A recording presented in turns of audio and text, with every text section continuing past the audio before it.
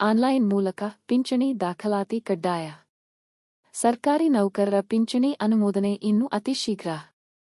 ಈ ವಿಷಯದ ಕುರಿತ ಹೆಚ್ಚಿನ ಮಾಹಿತಿ ಇಲ್ಲಿದೆ. ನಮಸ್ಕಾರ. ಇದು ನಿಮ್ಮ ಕೋರ್ಟ್ ವೆಬ್ ನ್ಯೂಸ್.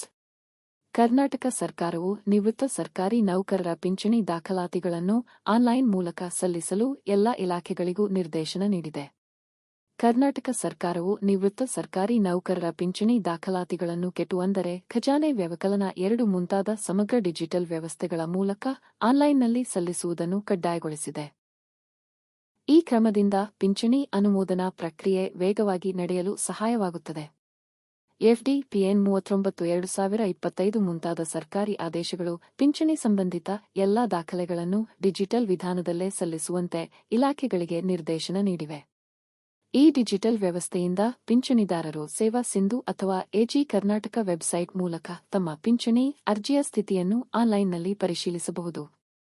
ಇದರಿಂದ ಕಾಗದದ ದಾಖಲಾತಿಗಳ ಅವಲಂಬನೆ ಕಡಿಮೆಯಾಗುತ್ತದೆ ಮತ್ತು ಅಂತಿಮ ಪಿಂಚಣಿ ಪಾವತಿ ಆದೇಶ ತ್ವರಿತವಾಗಿ ಹೊರಡಿಸಲು ಸಾಧ್ಯವಾಗುತ್ತದೆ.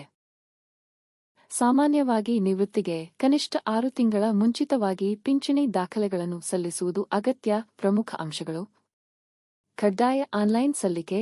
ಖಜಾನೆ ವ್ಯವಕಲನ 2 ಸಾಫ್ಟ್ವೇರ್ ಮೂಲಕ ಪಿಂಚಣಿ ದಾಖಲೆಗಳನ್ನು ಡಿಜಿಟಲ್ ರೂಪದಲ್ಲಿ ಸಲ್ಲಿಸುವುದು ಕಡ್ಡಾಯವಾಗಿದೆ. ಡಿಜಿಟಲ್ ಪೋರ್ಟಲ್ಗಳು. ಪಿಂಚಣಿದಾರರು ರಾಷ್ಟ್ರೀಯ ಪೋರ್ಟಲ್ ಆಫ್ ಇಂಡಿಯಾ ಹಾಗೂ ಸೇವಾ ಸಿಂಧು ಮುಖಪುಟದ ಮೂಲಕ ತಮ್ಮ ಪಿಂಚಣಿ ಸ್ಥಿತಿಯನ್ನು ಆನ್ಲೈನ್ನಲ್ಲಿ ಪರಿಶೀಲಿಸಬಹುದು. ಕಾರ್ಯಕ್ಷಮತೆ.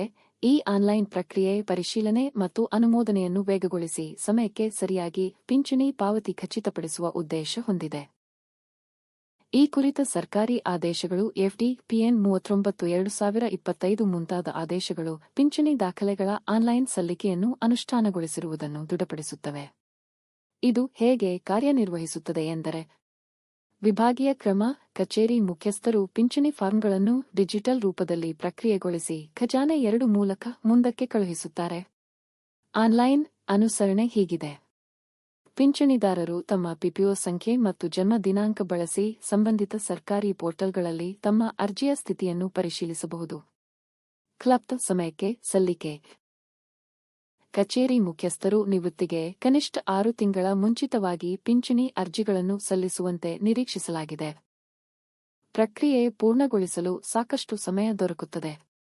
ಇದು ಈ ವಿಷಯದ ಕುರಿತಾದ ಸಂಕ್ಷಿಪ್ತ ಮಾಹಿತಿ.